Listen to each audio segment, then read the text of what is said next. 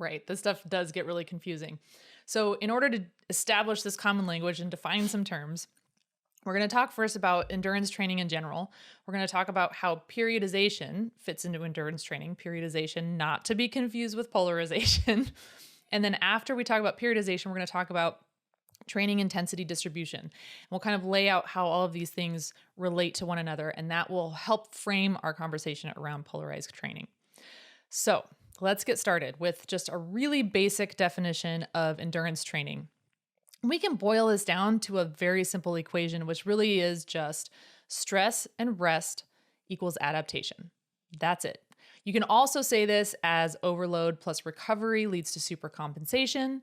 But really, at the end of the day, when you're looking at those adaptations on the right side of the equation, what we're looking for is positive adaptations that make us stronger, faster, and better. If we look at the left side of the equation, that's stress plus rest, the stress is that training stimulus that we need to make sufficient enough to trigger those adaptations.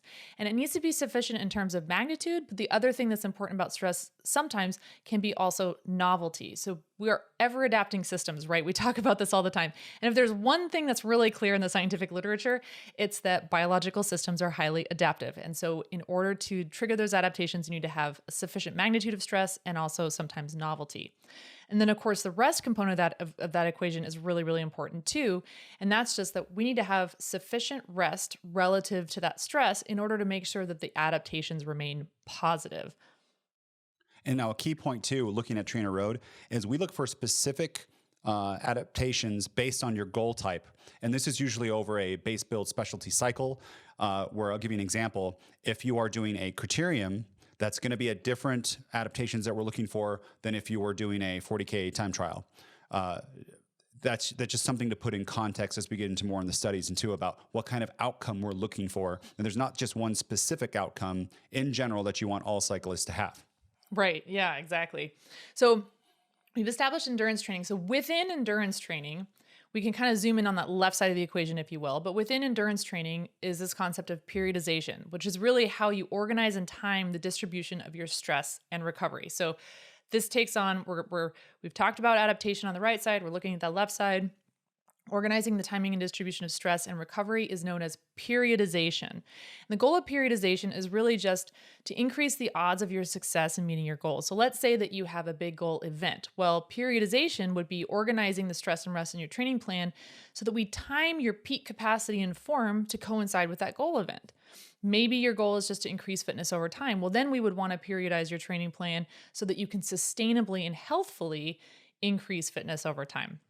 And there's a bunch of different periodization models, which is just another way of saying there's a lot of ways you can organize the stress and rest in a training plan. And all of these models use different cycles and divisions. You can organize based on an annual basis. You can organize based on phase. You can do a weekly basis. But this is all just coming back to timing and distributing the stress and recovery. So periodization models that are out there, a common one is linear periodization, base build specialty. A lot of the TrainerRoad plans do use linear periodization, not all of them. There's also reverse and inverted periodization, where you start with specialty, move to build, and then go to base. There's block periodization, where you focus on increasing a single energy system or power zone while you just maintain the others. There's also undulating, which is where you cycle through heavy, medium, or easy days. Fractal, conjugate sequence. The periodization models go on and on. All of this is to say that periodization is that organization of the stress and rest, and there's a lot of ways that you can periodize a training plan. So zooming a little bit further in, we've talked about stress and rest and organizing that in terms of periodization. What if we just zoom in now on just the stress component? This is where we get to a concept called training intensity distribution. And this is specifically how we organize and distribute stress in our periodized training plan. So in context of periodization. So the way that we organize and think about stress is in terms of the duration of the stress and the intensity of the stress.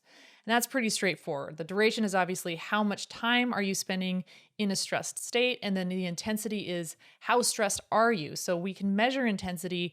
Well, duration we obviously measure through time, and then intensity we can measure in a variety of different ways. We can look at it in terms of energy system, power zone, pace, heart rate, and the way that you're going to measure the intensity depends largely on your discipline.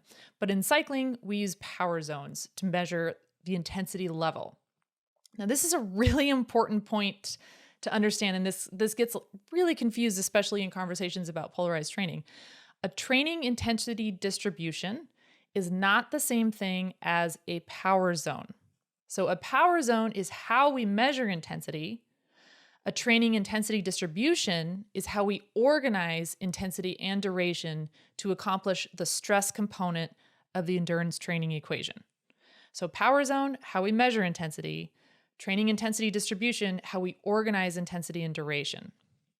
So for the discussion today, and again, we're just clarifying so that we're all using the same language for this conversation today, but we're going to be using what's known as a 3-zone model. And that's because this aligns with the current definition of polarized training and with the current research on polarized training. And the 3-zone model is set up essentially like this. Zone 1 is the easy or the low intensity zone, and that goes roughly from 50% of VO2 max up to your LT1 or your lactate threshold 1. LT1 is the point at which we just start to see lactate accumulating in the blood. Then between LT1 and LT2, LT2 being your lactate threshold that most people are more familiar with, the lactate threshold 2 is where we see the rate of change, the rate of accumulation in your blood level, the rate of accumulation in your lactate in the blood start to increase. So it's really just a rate of change that we see at that lactate threshold. So between LT1 and LT2 is what's known as that moderate intensity zone 2. And then intensity levels above that lactate 2, LT2 is high intensity, and that's known as zone 3 in this zone 3 zone model. There's a quick note on this, and that's that some studies will use LT1 and LT2 as kind of those hinge points to define the borders between zone 1, zone 2, and zone 2, zone 3. Other studies will use VT1 and VT2, and those stand for your ventilatory threshold 1 and your ventilatory threshold 2. Ventilatory threshold 1 correlates really well with LT1. VT2 correlates pretty well with LT2, but there's some evidence to show that it correlates differently depending on what discipline you're in. So that's just something to keep in mind when we're talking about the studies. Just a little grain of salt to keep perspective as we're looking at this.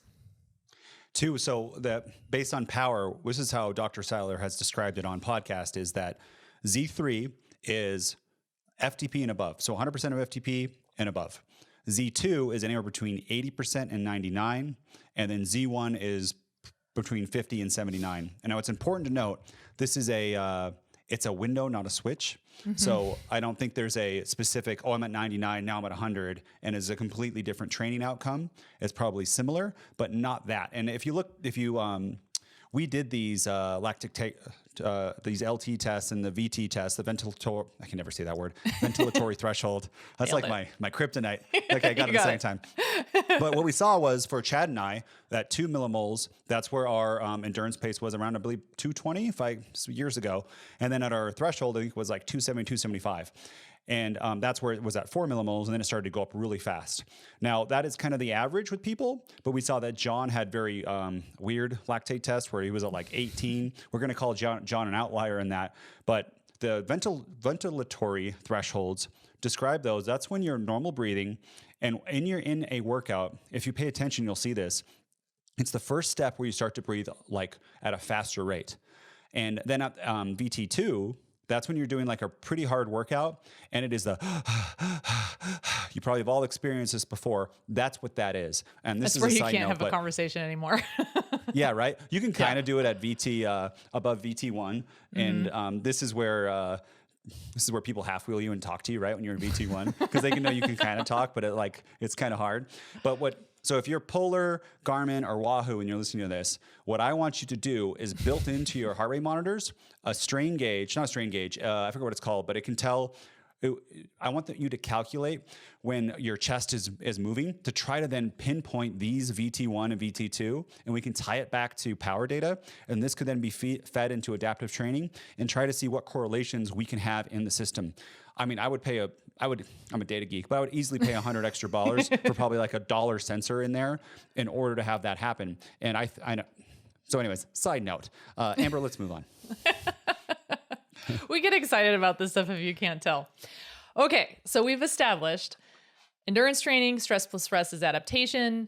Periodization is how we organize the stress plus the rest. And if we zoom in on the stress, how we organize just the stress component is your training intensity distribution. If you like this video, make sure you give us a thumbs up. If you didn't like this video, you can give it a thumbs down, but let us know what you would have done differently in the comments below. If you want to see more of these videos, make sure you subscribe to our YouTube channel. And if you want to become a faster cyclist, check out TrainerRoad.com. Do it. If you think I have better hair than Jonathan, give it a thumbs up. If not, leave a comment. My hair is better than his.